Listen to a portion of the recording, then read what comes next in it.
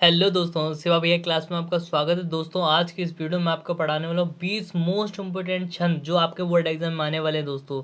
तो चैनल पे बने रहिए दोस्तों। चलिए सबसे पहले हम लोग करते हैं छंद के एमसीक्यू। ठीक है दोस्तों, तो 20 एमसीक्यू स्टार्ट करने से पहले हम लोग छंद के बारे में पढ़ लेते हैं। ठीक है, एक नज़र डालते हैं। तो छंद, छंद का शाब्दिक अर्थ होता है वंदन। क्या होता है? वंदन। और छंद के भेद, भेद का मतलब होता है प्रकार। ठीक है, तो प्रकार कितने होते हैं? 3 होते हैं। ठीक है दोस्तों, जरा और पढ़ लेते हैं छंद के बारे में कुछ चीज। जैसे ये क्वेश्चन आ सकते हैं, जैसे छंद को पढ़ते समय आने वाले विराम को क्या कहते हैं? तो आने वाले विराम को यति कहते हैं। क्या कहते हैं? यति। अगला क्वेश्चन है, गढ़ों की संख्या कितनी होती है? तो गढ़ों की संख्या छंद में 8 होती है।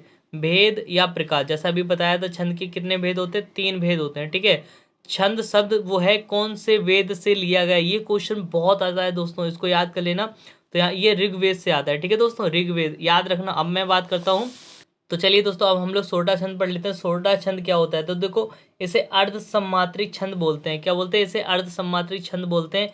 इसके पहले और तीसरे चरण में 11-11 मात्राएं होती हैं और दूसरे व चौथे चरण में 13-13 मात्राएं होती हैं। ठीक है दोस्तों, और दोहे का उल्टा रूप क्या होता है? सोरठा होता है। ठीक है, दोहे का उल्टा रूप सोरठा कहलाता है। दोस्तों यही आना है आपके सिलेबस में। दो ही है, एक है सोरठा छंद, एक है रोला छंद। दोहा छंद नहीं है, सोरठा छंद, रोला छंद। ठीक, तो चलिए दोस्तों हम लोग देखते हैं रोला छंद। रोला छंद क्या है? रोला छंद हमारा होता है सममात्रिक छंद होता है। क्या होता है? सममात्रिक छंद होता है।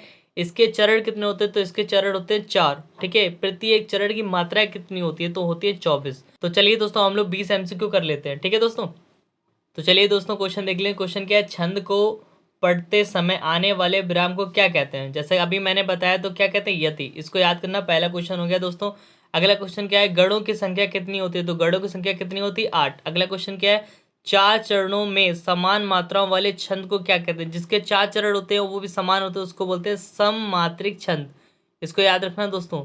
चलिए दोस्तों अगला क्वेश्चन देखिए। अगला क्वेश्चन क्या है? छंद के कितने प्रकार होते हैं? तो अभी छंद के कितने प्रकार होते हैं पढ़ के आए? 3 प्रकार होते हैं। कितने प्रकार होते हैं? 3। अगला क्वेश्चन, कोई भी छंद विभक्त रहता है, कब रहता है? तो 2 चीजें होती है, यति में और चरणों में। याद रखना। तो इसका जो राइट आंसर हो जाएगा पहला और वी दोनों। ठीक है, अगला क्वेश्चन क्या? अगला क्वेश्चन, छंद में प्रयुक्त अक्षर को क्या कहा जाता है? ठीक है, छंद में प्रयुक्त अक्षरों को क्या कहा जाता है? जितने भी प्रयुक्त अक्षर होते हैं उन्हें वर्ड बोलते हैं। क्या बोलते हैं?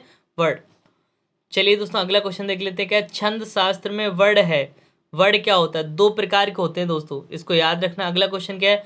अगला क्वेश्चन है, छंद शब्द का सर्वप्रथम उल्लेख किस में मिलता है? तो अभी अभी क्वेश्चन पढ़ा था, ऋग्वेद में मिलता है। अगला क्वेश्चन क्या है? छंद का शाब्दिक अर्थ क्या है? तो छंद का शाब्दिक अर्थ होता है बंधन। अभी पढ़ के आए दोस्तों। तो चलिए दोस्तों अगला क्वेश्चन पढ़ते हैं। सोरठा छंद में कितने चरण होते हैं? तो इसमें 4 चरण होते हैं। ठीक है दोस्तों, याद रखना। सोरठा छंद किस प्रकार का छंद होता है? इसे अर्ध सम्मात्रिक छंद बोलते हैं। क्या बोलते हैं? अर्ध सम्मात्रिक छंद। तो अगला क्वेश्चन क्या है दोस्तों? अगले क्वेश्चन में परिभाषा है, आपको पहचान के बताना है ये रोला छंद है या सोरठा छंद है। तो यह सम्मात्रिक छंद है। देखो, अर्ध सम्मात्रिक छंद क्या होता है? आपका सोरठा होता है। अब यहाँ पे सम्मात्रिक छंद है, इसका मतलब ये रोला होगा। ठीक है, पढ़ के बताते हैं पूरा। यह सम्मात्रिक छंद है। प्रत्येक चरण में 4 चरण होते हैं। प्रत्येक चरण में 24-24 मात्राएं होती हैं। 11 और 13 मात्राओं पर यति होती है। कहाँ पर? 11 और 13 मात्राओं पर यति होती है। यति का मतलब होता है ब्राह्म होता है। ठीक है दोस्तों, इसको याद कर लेना।